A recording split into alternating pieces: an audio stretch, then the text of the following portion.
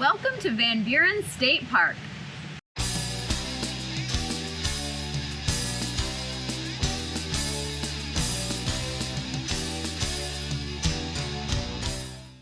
Van Buren State Park is located in southwest Michigan, south of the town of South Haven. It is another very popular state park along the Lake Michigan shoreline.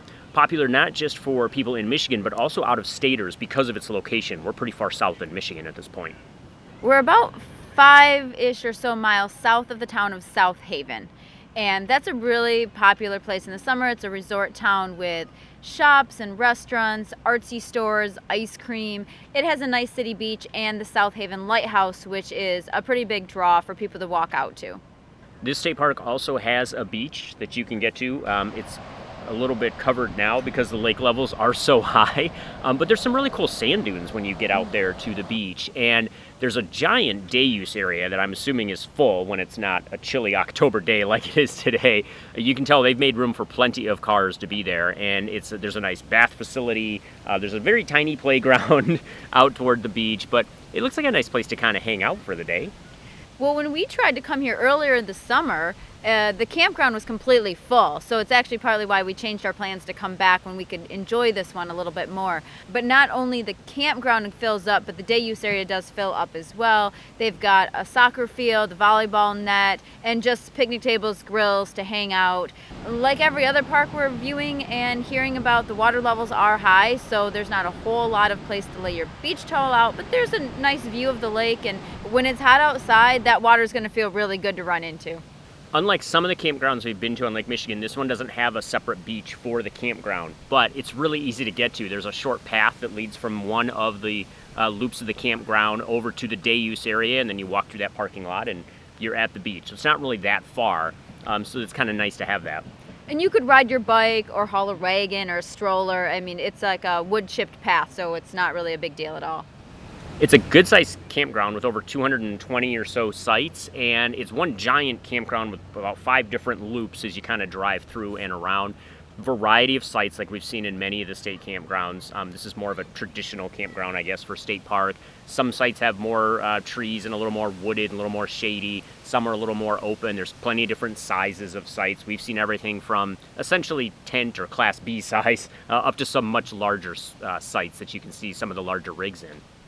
One thing I did notice when you look at the map, they're all sort of like little U's on the map. There's 5 of them.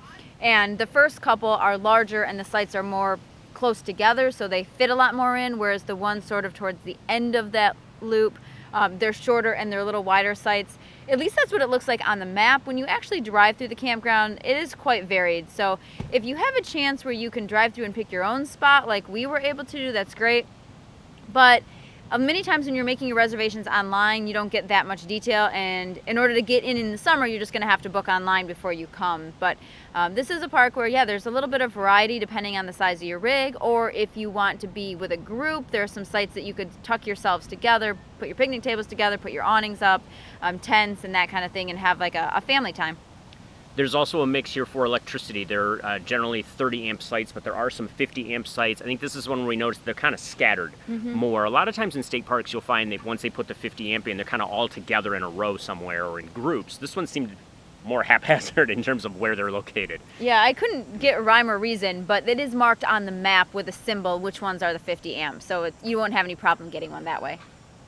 The beach, Lake Michigan, the sand dunes, that's really what is here to do at this park. So you've got the nice campground, you've got the great day use area and the beach.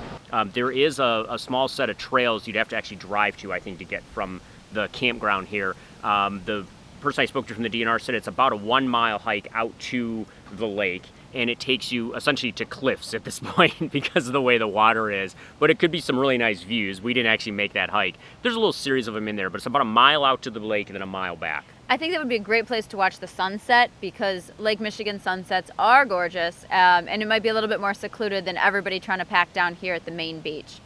One of the other things to keep in mind is that the Van Buren Trail State Park, which is a big linear trail that is also a state park, connects to this state park. So you have the Van Buren State Park with its campground, and then you have the Van Buren Trail State Park. And it's actually, there is a paved spur that runs from the state park all the way into South Haven, about 5 miles or so. And it's a really nice, smooth, paved trail. So bring your bikes if you want to come out here and do that, or we've seen people out running on it, skateboards, whatever you want to do. It's really easy to access Van Buren State Park. It's right off 196, which is why it makes it popular for both Michiganders and those from Indiana, Ohio, Chicago area to come up here. And because it's right by South Haven, it's a good place if you want to just come for a week or a weekend, but you want to head into town for some restaurants or just go shopping or whatever it is. So I think that's what makes this really popular in addition to the beach. It is popular, and so just a reminder, the state parks, they open up their campground bookings 6 months in advance, and this is probably one of those where you're going to want to consider looking a few months, if not 6 months in advance, if you really want to get a certain site, or if you want to get in here at all. As you had mentioned, it was booked.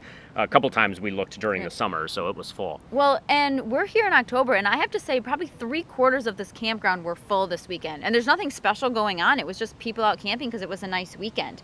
They do have a fall fest, pumpkin fest. A lot of state parks have those. I believe this one I saw was in September, and that's always fills up and are super popular too. So again, check the reservation system when you book to figure out what's available and when you want to go. I figure with a giant day-use parking lot and a campground that fills up pretty much all throughout the summer, there must be some reason to be here. So consider getting here. Check out Van Buren State Park. Keep on trekking. And we'll see you out there.